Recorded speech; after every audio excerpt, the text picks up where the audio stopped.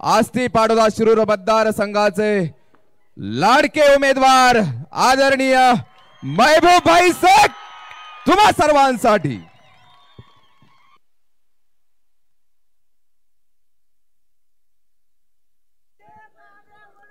देशाचे नेते पद्मविभूषण आदरणीय शरद पवार साहेब यांनी माझ्यासारख्या सर्वसामान्य कुटुंबातल्या युवकाच्या वर विश्वास ठेवून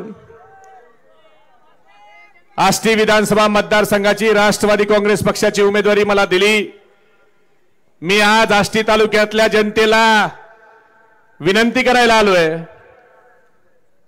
की आदरणीय पवार साहेबांनी माझ्यासारख्या सामान्य कुटुंबातल्या तरुणाला संधी दिली। आपण सगळे मला मतदान रूपी आशीर्वाद देऊन महाराष्ट्राच्या विधानसभेत पाठवा आणि आपली सेवा करायची संधी द्या, ही विनंती मी आपल्याला या ठिकाणी करतोय।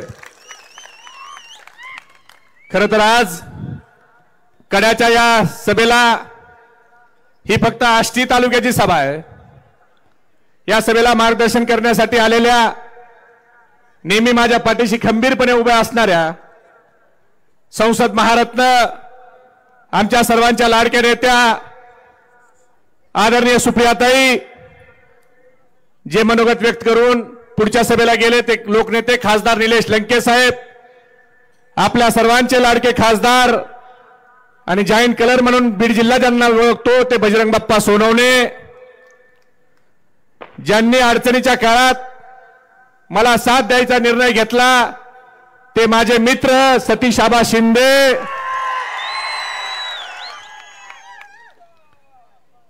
माजी जिल्हा परिषदचे अध्यक्ष डॉक्टर शिवाजीराव राऊत साहेब, सहकार महर्षी रामकृष्ण बांगर साहेब,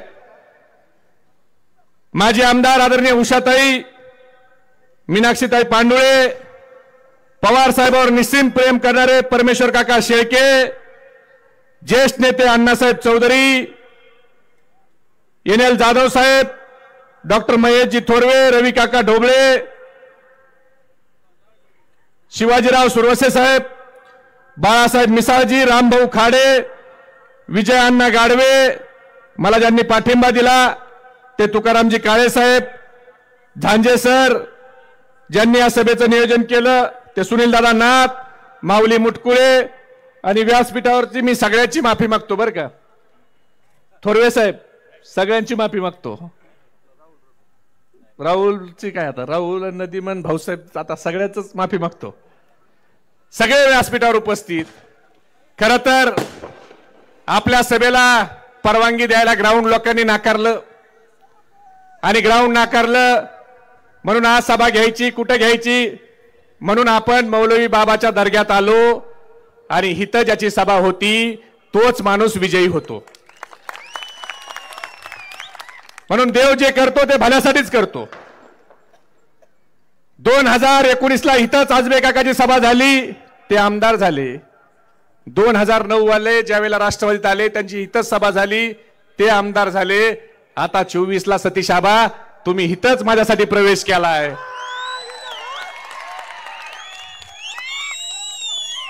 आणि उषाताई पेपरला कुणी काय बातमी लिहिली काय नाही लिहिली याला काही महत्व नाही, महबूब शेख हे निमित्त मात्र आहे। ही जी सगळी गर्दी आहे ना, ही सगळी गर्दी पुलापर्यंत इकडे बिल्डिंग पर्यंत ह्या सगळ्याच्या मनात एकच नाव आहे, शरद पवार साहेब। आज ज्या वेळेला मी गावागावात जातोय, वाडी वस्तीवर जातोय, त्यावेळेला लोक एवढंच म्हणतात की आमच्यासाठी शरद पवार साहेब हे उमेदवार आहेत, बाकीचं आम्हाला काही घेणं देणं नाही। पवार साहेबांनी उमेदवार दिला म्हणजे तो चांगला असणार आहे। आज मी सामान्य कार्यकर्ता आहे, माझ्या घरात कुणी ग्रामपंचायत सदस्य नाही, फक्त निष्ठेने आदरणीय शरद पवार साहेबांसोबत राहिलो। पक्षाच्या वाईट काळात पक्षाच्या वाढवण्यासाठी कष्ट घेतले, निष्ठा आणि कष्ट ह्या जोरावर एक सामान्यचा पोरगा, तुमच्यातला पोरगा आज पवार साहेबांनी विधानसभेचा उमेदवार म्हणून या ठिकाणी उभा केलाय। निष्ठा आणि कष्ट हे माझं भांडवल आहे। जेवढ्या निष्ठेने मी पवार साहेबांसोबत राहिलो तेवढ्याच निष्ठेने उद्या आपण संधी दिली तर मी आपली सेवा करण्यासाठी निष्ठेने राहील, आपले प्रश्न सोडवण्यासाठी मी कष्ट घेईल। समोरचे जेवढे उमेदवार आहेत ते उमेदवार कुणाबरोबर तरी निष्ठेने राहतात का हो? राहतात का आष्टीवाले? दर पंचवार्षिकला ह्यांच्या डोक्यावर वेगळ्या नेत्याचा फोटो आहे, हाय का नाही? जिकडे सत्ता येणार हे तिकडे पळायला जाणार. आपल्या मराठीत म्हण आहे, जिकडे घुगऱ्या तिकडे उदो उदो. असली ही सगळी लोक आहेत. बरं, इतक्या दिवस यांनी आमदारकी भोगली. मी आष्टी तालुक्यातल्या आता 13 गावं राहिलेत फक्त, बरोबर आहे ना डॉक्टर साहेब?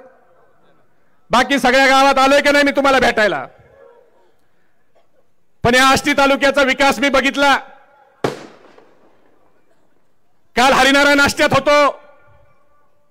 हरिनारायण नाश्त्याचा दौरा पत्रकार बांधवांनो 4 तास उशिरा मला सुरू झाला, कारण मला वाटलं इथं 21 वर्ष आमदारकी ह्या गटात आहे, मंत्रीपद आलं होतं, जोरात विकास असेल, ह्या गावाहून त्या गावात मी 2 मिनिटात 5 मिनिटात जाईल, काही अडचण नाही. पण चिंचपूर पासून वनवेवाडी पर्यंत जायला 40 मिनिटं लागले. ह्या विकासात आदळत आपटत हलत डुलत एवढा वेळ गेला आणि मग कळलं नेमका विकास कोणता झालाय. शहाजी बापू म्हणत होता ना, काय झाडी काय डोंगर काय हाटील सगळं ओके. तसं या तालुक्यातले काय रस्ते काय खड्डे काय धुराळा सगळं ओके करून टाकलं यांनी. आमदारकी कशासाठी असते हो? आमदारकी सर्वसामान्य माणसाच्या जीवनात बदल घडवण्यासाठी असते. आमदारकीच्या माध्यमातून मी ज्या वेळेला आता महाराष्ट्रात फिरलो त्यावेळेला मी बघितलं 358 तालुक्यात मी 2 वेळा गेलो, 288 मतदारसंघात मी 4 वेळा गेलो, गडचिरोलीत मी 13 वेळा मी गेलेलो कार्यकर्ता आहे. आणि मी बघितलं आमदार काय करतात, तर आपल्या आमदारकीच्या माध्यमातून आपल्या भागातल्या युवकाच्या हाताला काम मिळावं म्हणून एखादी MIDC करतात. मला सांगा, आष्टी तालुक्यात पाटोदा तालुक्यात शिरूर तालुक्यात मागच्या 50 वर्षात कोणत्या तरी आमदारानं आपल्याला MIDC करायचा प्रयत्न केलाय का? मागणी तरी केली? आमदारकीच्या माध्यमातून लोक साखर कारखाना करतात आणि त्यांच्या उसाला शेतकऱ्याच्या 3032 रुपये भाव देतात. मला सांगा, आज आष्टी पाटोदा शिरूर मध्ये एक तरी कारखाना चालू आहे का? चालू आहे का? आष्टीवाल्याने ऊस लावला तर ऊस घालायला आपल्याला श्रीगोंद्याला जावं लागतं, आपल्याला अंबालिकेला जावं लागतं, आपल्याला दौंडला जावं लागतं, काही लोकांना खाली पाथर्डीला प्रताप काका आणि मोनिकाताई तनपुरे साहेबाकडे जावं लागतं.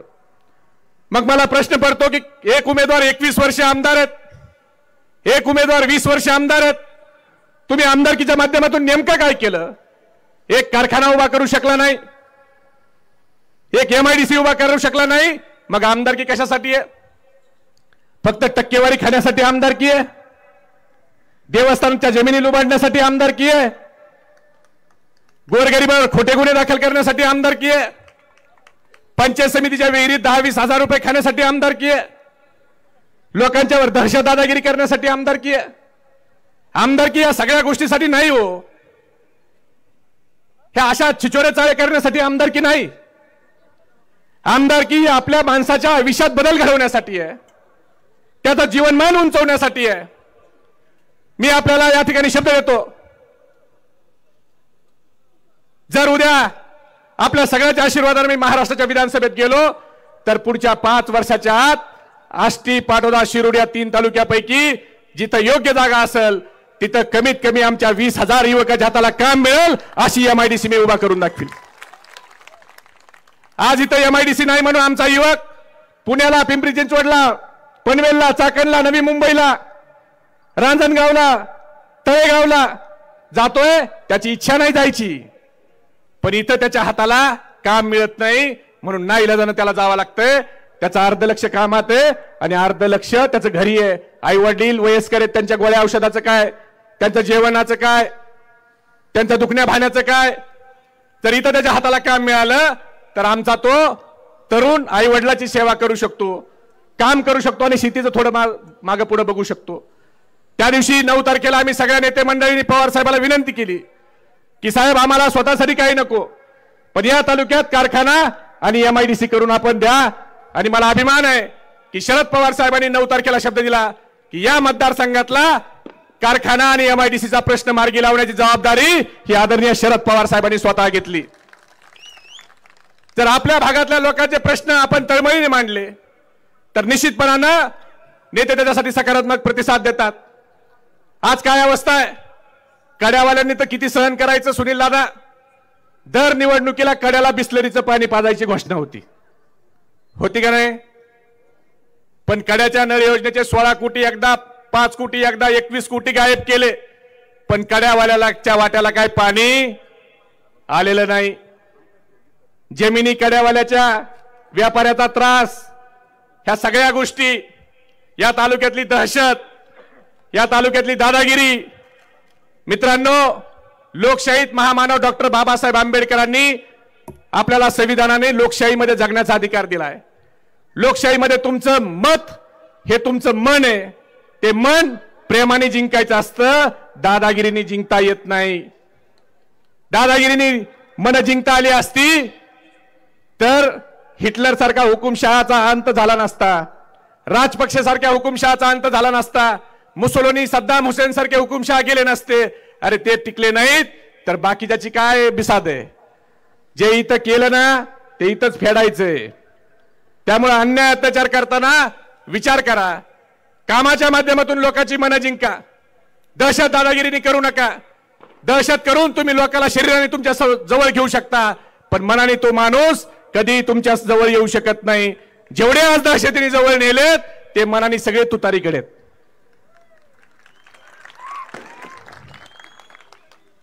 दहशत दादागिरीचं राजकारण हे जास्त काळ टिकत नाही. तुम्ही विकासावर मत मागा. आता जातीवर प्रचार करायला सुरुवात केली. एकेकाला बोलून घेऊन असं कळलंय. काही लोक विदाऊट नावाचे पॉम्पलेट वाटायला लागलेत.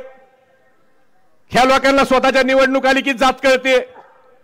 मग या मतदारसंघासाठी तुम्ही ज्या वेळेला पदावर होता त्यावेळेला काय केलं हे देखील सांगा.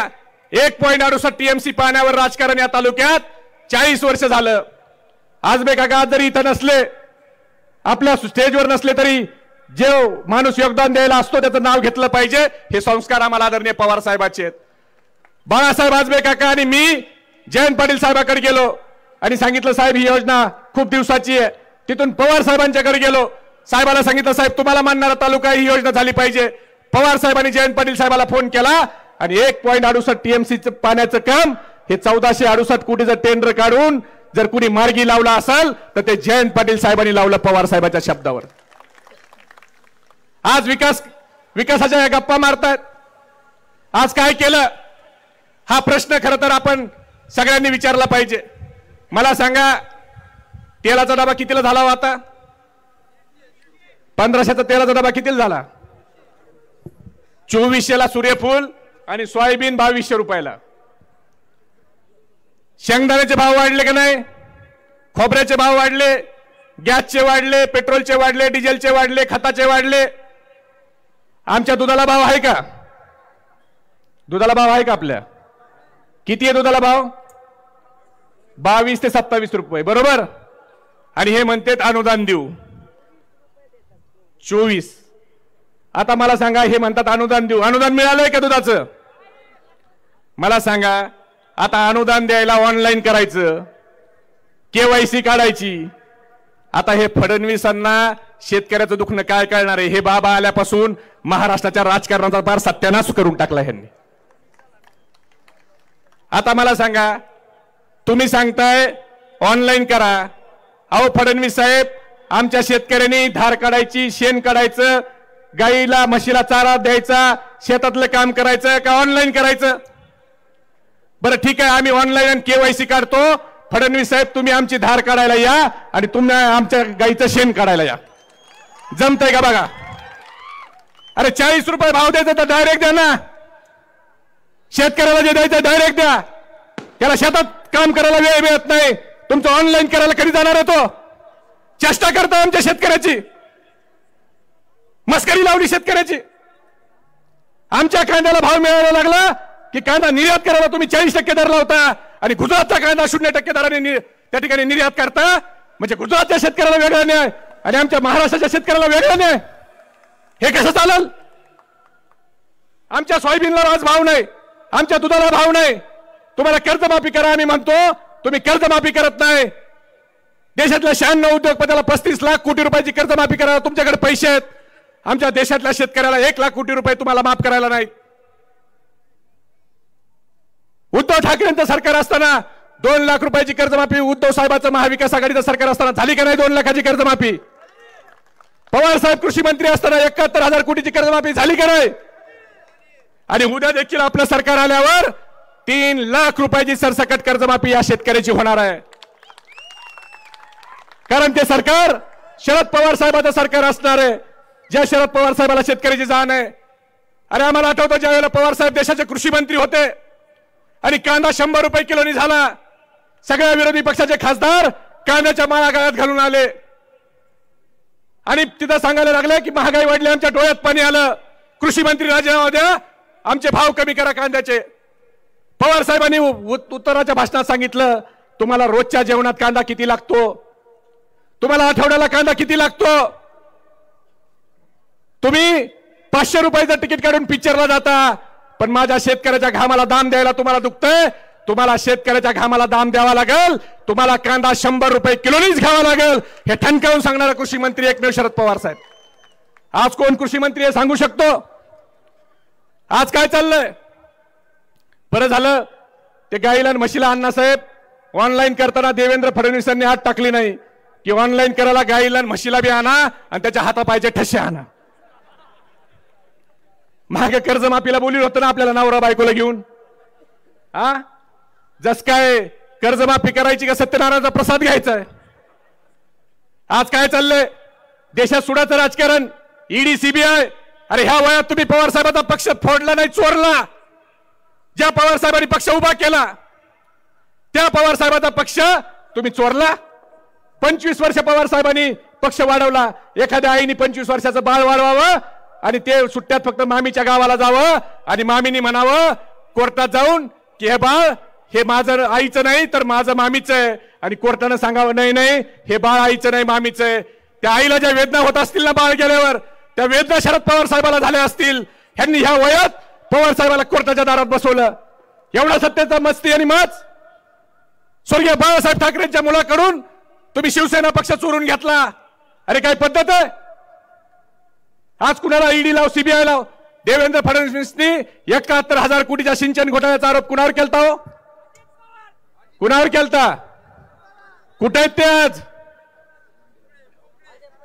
महाराष्ट्र सदन घोटाळ्यात 2.5 वर्ष जेलमध्ये कोण होतं? कुठे आहेत ते आज? नवाब मलिक आपल्याकडे असताना दाऊद इब्राहिमचे जावई होते, आता कुणाचे जावई आहेत? म्हणजे ह्यांच्याकडे माणूस आला, गुजरातच्या वॉशिंग मशीन मध्ये टाकला, सुरतच्या निर्म्याने धुतला की चकाचक. अरे काय लोकांना येडे समजताय? ईडी सीबीआयचा धाक लावताय, हुकुमशाही करताय. महामानव डॉक्टर बाबासाहेब आंबेडकरच्या संविधानाने आपल्याला लोकशाही मार्गाने आंदोलन करायचा अधिकार दिलाय, मागण्या मांडायचा अधिकार दिलाय का नाही? महात्मा गांधींनी दाखवलं की लोकशाहीच्या मार्गाने आंदोलन करून, शांततेच्या मार्गाने आंदोलन करून मी इंग्रजाला देशाच्या बाहेर काढलं का नाही? गांधीजींनी देशाच्या बाहेर इंग्रजांना. मग सराटे आंतरवालीला मनोज दादा जरांगे पाटलांनी ज्या वेळेला शांततेच्या मार्गाने आंदोलन केलं,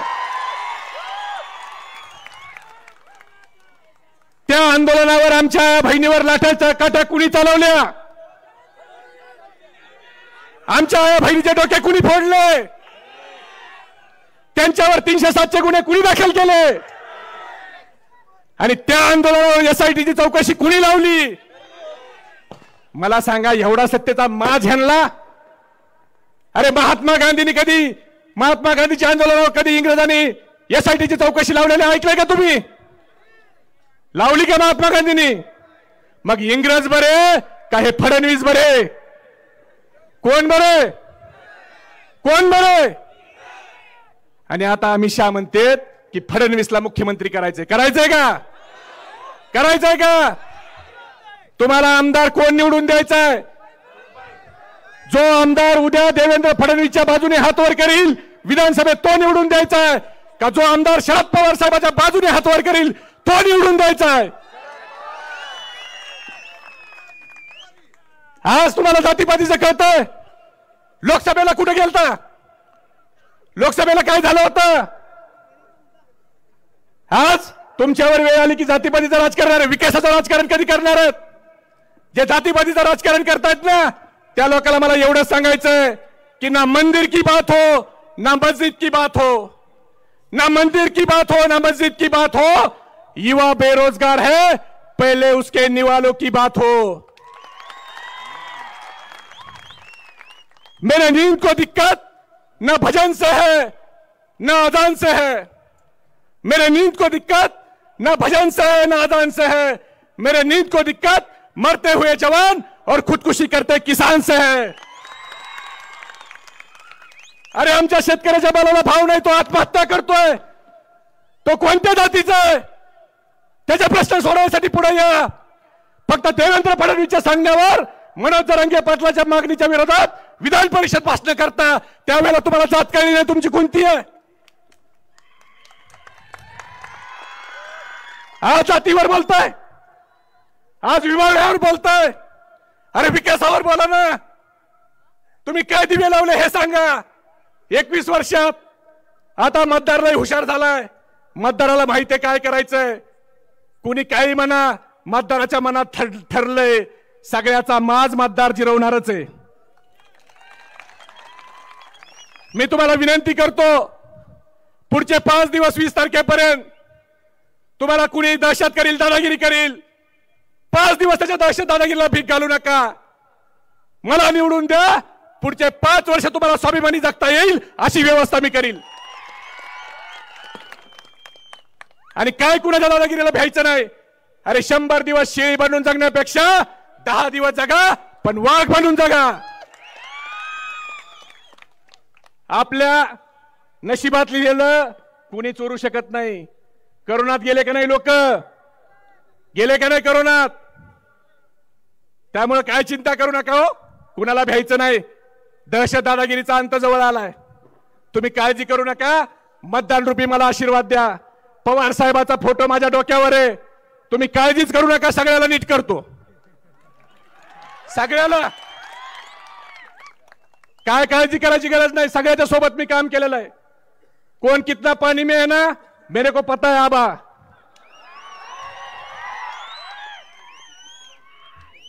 आपल्याला आदरणीय सुप्रियाताईचं ऐकायचंय, फक्त एवढंच सांगतो की आपला अनुक्रमांक हा 5 आहे, मतदानाला दिवस राहिलेत 5। आतापर्यंत तुम्ही सगळ्याला निवडून दिलं का नाही? काहीला 3दा दिलं, काहीला 4दा दिलं, दिलं का नाही? एकदा माझ्यावर विश्वास ठेवा, तुमचा मुलगा म्हणून, तुमचा मित्र